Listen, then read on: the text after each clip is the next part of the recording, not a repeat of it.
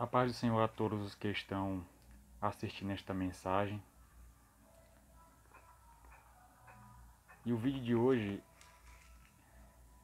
eu gostaria de trazer algumas observações, uma meditação acerca do profeta Miqueias. Ainda futuramente estaremos trazendo uma exposição completa do livro, futuramente, brevemente. Mas eu gostaria de trazer um versículo bem interessante, que é um grande desafio para a atualidade, os pregadores da atualidade, que está no capítulo 3, verso 8. Mas quanto a mim, graças ao poder do Espírito do Senhor, estou cheio de força e de justiça para declarar a Jacó a sua transgressão e a Israel o seu pecado.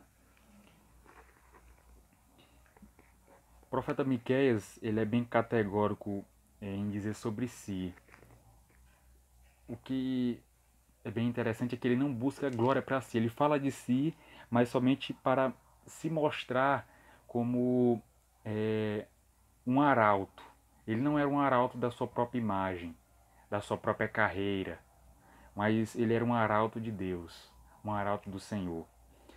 Quanto a mim, ele somente diz isso, quanto a mim, graças ao poder do Espírito do Senhor, ou seja, ele mostra que a sua capacidade de pregação, o seu ministério de ensino, a sua sabedoria, a sua profecia, ela foi originada em Deus. E ele diz, graças ao poder do Espírito do Senhor. Ou seja, tudo isso foi originado, a sua chamada, o seu ministério, a sua pregação, todos são originados em Deus. As suas credenciais de pregação, os seus diplomas estão todos unicamente aqui, graças ao poder do Espírito do Senhor. Estou cheio de força e de justiça para declarar declarar a Jacó a sua transgressão e a Israel o seu pecado. Miqueias, ele fala isso não em um versículo isolado, mas ele fala nisso em um contexto em que os profetas estavam profetizando por dinheiro, os sacerdotes ensinando por dinheiro, os príncipes e os juízes dando sentença por dinheiro. Mas mesmo em meio aonde profetas estavam lucrando para dar mensagens boas, mesmo em uma vida de pecados daquele povo, em que os sacerdotes estavam ganhando por ensinar coisas erradas, contrárias à lei de Deus, estavam desonrando totalmente a lei do Senhor. Pois nós lemos aqui no capítulo 3, o próprio Miqueias, da parte do Senhor, ele mostra essa transgressão que ele estava anunciando. Ele fala aos chefes de Jacó, traz aí como se fosse uma espécie de ironia, um trocadilho. Ele diz assim, a vocês não é vocês que devem saber a justiça, a lei? Falar aos chefes no verso 1, se você perceber, do capítulo 3 de Miqueias. Mas ele diz que eles faziam totalmente o contrário, pois eles odiavam o bem e amavam o mal. Eles promoviam o mal e coibiam o bem. Eles que deveriam ser os guardadores da lei. Eles deveriam ser os responsáveis para que a lei fosse aplicada e não afrouxada, mas eles eram os primeiros que estavam afrouxando a lei. E Miqueias continua falando dos profetas. Aos profetas, assim diz o Senhor, aos profetas que fazem o meu povo desviar-se, e que, quando lhes dão o que mastigar, proclamam paz, mas proclamam guerra santa contra quem não lhes enche a boca. Ele continua no verso 9. Ouçam isto, vocês que são chefes da descendência de Jacó, governantes da nação de Israel, que detestam a justiça e pervertem tudo que é justo, que constroem Sião com derramamento de sangue e Jerusalém com impiedade. Seus líderes julgam sob suborno, seus sacerdotes ensinam visando lucro, e seus profetas adivinham em troca de prata, e ainda se apoiam no Senhor, dizendo, o Senhor está no meio de nós, nenhuma desgraça nos acontecerá. Ou seja, a classe de pessoas que deveria estar anunciando a justiça, anunciando a lei de Deus, que deveria estar chamando, conclamando o povo ao arrependimento, que que deveria estar coibindo todo o mal, toda a violência, toda injustiça praticada por qualquer pessoa, qualquer cidadão. Eram os primeiros que estavam coibindo o bem e promovendo o mal, amando o mal e estavam proibindo o bem, lutando contra o bem. E assim, mas Miqueias disse que ele não estava no meio desta classe.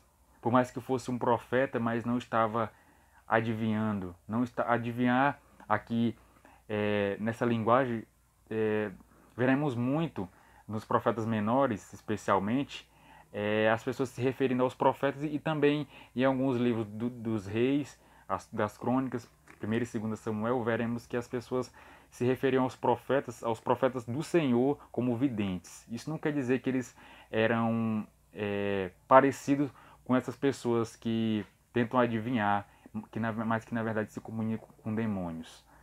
Eles não, na verdade, adivinhavam por meio de demônios, mas era somente uma expressão para ilustrar aí a mensagem que o profeta recebia de Deus. Não é que eles adivinhavam por si mesmos, mas é que eles recebiam essa mensagem de Deus. Então veremos muito essas duas palavras, vidente e adivinhação. Adivinhação, na verdade, se refere muitas vezes a uma linguagem daquela época para significar a profecia recebida de Deus. E o vidente para se referir ao profeta do Senhor.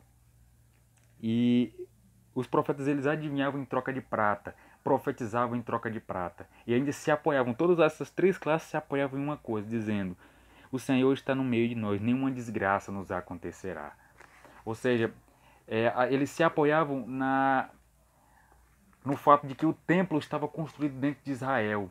E o que é o templo? O templo é a casa de Deus. E se a casa de Deus está dentro do nosso povoado, dentro de nossos muros, nenhum mal nos sobrevirá.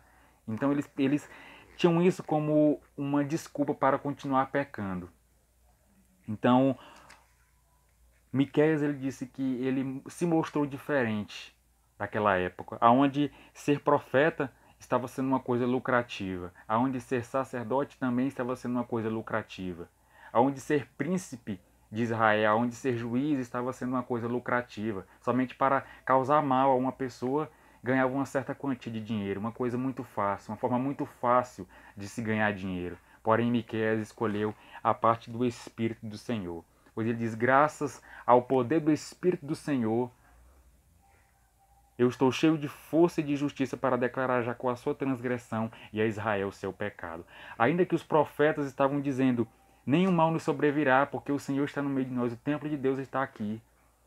Eles proclamavam paz, como foi lido aqui no verso 5, a quem lhes dava de mastigar. E proclamavam guerra santa, ou seja, eles proclamavam, lançavam uma maldição sobre pessoas que não lhes dava de comer, que não lhes pagava, que não lhes dava prata ou ouro. Eles lançavam maldição e ainda usavam o nome do Senhor para justificar as suas más obras. Então, o Miqueias ele mostra que uma característica de um pregador cheio do Espírito Santo. O próprio Cristo disse que iria subir aos céus, ascendeu aos céus e nos deu o Consolador, para que ficasse conosco para sempre. O Espírito da verdade que o mundo não pode conhecer, porque ele habita em nós e estará em nós para sempre. João 16 diz que Cristo disse: convém que eu vá, porque se eu não for, o Consolador não virá. E quando ele vir, ele testificará de mim, e vos fará lembrar tudo quanto eu tenho dito. Ele convém mesmo convencerá o mundo de todo pecado, juízo e justiça. Ou seja, o pregador cheio do Espírito Santo, ele não teme falar de pecado. Ele não teme denunciar as injustiças. Ele não teme denunciar a má conduta do povo. Ele não teme denunciar as más obras. Ele não teme denunciar as heresias, as falsas doutrinas, os modismos. Aquilo que está caminhando errado dentro da casa de Deus, dentro do povo do Senhor. Ao contrário disso, ele está cheio do Espírito do Senhor. Aquele que é cheio do Espírito Santo, ele não teme falar de pecado. Muitos pregadores hoje, para que tenham mais agendas, para que tenham um cachê maior, eles falam para amaciar o ego das pessoas. trazem uma mensagem aprazível aos ouvidos de pecadores. Valorizam o homem e colocam o homem no centro. Eles pregam mensagens que fazem massagem no ego das pessoas ao invés de incomodar as pessoas. Não é que a palavra de Deus incomoda, mas a palavra de Deus incomoda sim aqueles que são pecadores. Porque a palavra de Deus, ela é a mente, é o próprio Deus. O próprio Deus, o que Deus é? Deus é santo, santo, santo. E toda a terra está cheia da sua glória. E Deus é santo e exige que todos aqueles que se aproximam dele sejam santos. Ou seja, então a palavra de Deus incomoda porque exige santidade de pecadores. A palavra de Deus incomoda porque exige retidão, porque exige justiça. E as pessoas que ficam incomodadas com a palavra de Deus, com a pregação verdadeira das Escrituras, é porque estão andando injustamente. Estão andando como ímpios, estão andando como pecadores. E os pregadores que são verdadeiramente cheios do Espírito Santo não é aqueles que pulam e rodopiam, mas é aqueles que têm coragem de falar. Aqueles que têm coragem de falar não qualquer bobagem, não de dar indiretas ou não de praguejar e xingar o seu público. Também não é isso. Mas é de anunciar o pecado e anunciar a transgressão do povo se houver, quando houver. É pregar uma mensagem que muitas das vezes não é aprazível aos ouvidos, que incomoda, que faz a pessoa se revirar no banco. E assim era o que Miquel está fazendo, mesmo num contexto em que todos aqueles que eram profetas, se diziam profetas, por assim dizer, estavam pregando mensagens que eram boas aos ouvidos do povo, mesmo eles estando no pecado. Eram mensagens desses profetas que traziam uma falsa segurança a quem deveria estar inquieto, e traz uma falsa inquietação a quem deveria estar em paz. Ou seja, Miqueias, em um contexto em que sacerdotes, juízes e profetas estavam adivinhando e exercendo as suas funções que eram para Deus, estavam exercendo por dinheiro. Estavam corrompendo a mensagem por causa de dinheiro. Mas Miqueias permaneceu firme. Ou seja, é um grande desafio para todos os pregadores que se mantenham firmes, que não se deixem comprar pelo dinheiro. Porque nós temos assim uma herança incorruptível, incontaminável, que não se pode murchar, guardada para nós nos céus. Que se nós dissemos que estamos mesmo com o Espírito do Senhor, que não tenhamos medo de anunciar o pecado, de pregar a palavra verdadeira, de pregar o Evangelho Santo, que é o único poder de Deus para a salvação de todo aquele que crê. O Evangelho, muitas das vezes, ele anuncia o pecado, anuncia o juízo, e era isso que os profetas menores, se nós percebemos, cada um ele foi único em sua época, pois em meio à apostasia, em meio a heresias, falsas doutrinas, modismo dentro da casa do Senhor, eles estavam cheios do Espírito do Senhor, cheios de poder, cheios de força e de justiça para anunciar a transgressão e o pecado. E anunciavam que eles deveriam voltar à lei de Deus. Anunciavam que eles deveriam voltar ao Evangelho, voltar à retidão, voltar à justiça, a praticar o que é bom, a se aproximar de Deus humildemente. Foi o que o próprio Miqueias disse. O povo fazia perguntas no capítulo 6. O que é que eu posso oferecer ao Senhor? Ribeiros de azeite, o fruto do meu ventre, milhões e milhões de carneiros, ofereceu até aquilo que Deus não pedia, até aquilo que era abominável aos olhos de Deus, que era sacrifício humano. Mas Miqueias, ele traz uma mensagem contundente no verso 8 do capítulo 6, mostrando que ele verdadeiramente estava cheio do poder do Espírito Santo para anunciar a transgressão de Jacó e o pecado de Israel. Ele diz: Ele mostrou a você, ó homem, o que é bom e o que o Senhor exige. Pratique a justiça, ame a fidelidade e ande humildemente com o seu Deus. Ou seja, não era eles continuarem ouvindo essas mensagens de profetas que adivinhavam por dinheiro, ouvir sacerdotes que ensinavam por pagamentos, que proclamavam paz a quem lhes dava de mastigar e guerra santa a quem não lhes punha nada na boca. Mas ele anunciou que não é você trazer nenhum sacrifício para depois continuar pecando. Não é você entender que você é o centro de tudo, mas Deus é o centro. Nós precisamos falar de pecado quando for necessário, pois o Espírito Santo, ele convence o homem do pecado. E ele convencerá o homem do pecado se nós pregarmos o evangelho verdadeiro, que é o poder de Deus para a salvação de todo aquele que crê. Que venhamos ser a cada dia como Miqueias, que não temeu, mesmo em um contexto de corrupção geral. Corrupção não de políticos, mas de corrupção de dentro da casa de Deus, de sacerdotes, profetas e juízes, que adivinhavam e recebiam, exerciam suas funções não com justiça e não com verdade, nem sinceridade, mas por dinheiro. Mas o Miqueias rejeitou tudo isso e disse: graças ao Espírito do Senhor, eu estou cheio de força e de justiça para anunciar, ainda que os outros não anunciem, ainda que ninguém tenha coragem de falar. Mas eu anuncio a Jacó a sua transgressão e a iniquidade de Israel.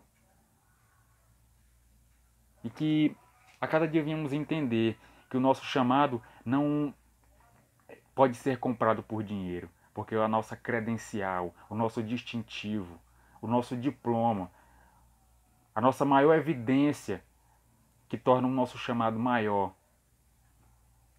que torna o ministério de pregação, que torna a grande comissão é o chamado de Cristo para pregarmos somente o Evangelho de Deus, que convence o pecador e nos salva e nos leva para o céu, nos dá uma herança incorruptível, incontaminável e que não se pode murchar, guardada para nós nos céus e prestes a se revelar nos últimos dias. Amém.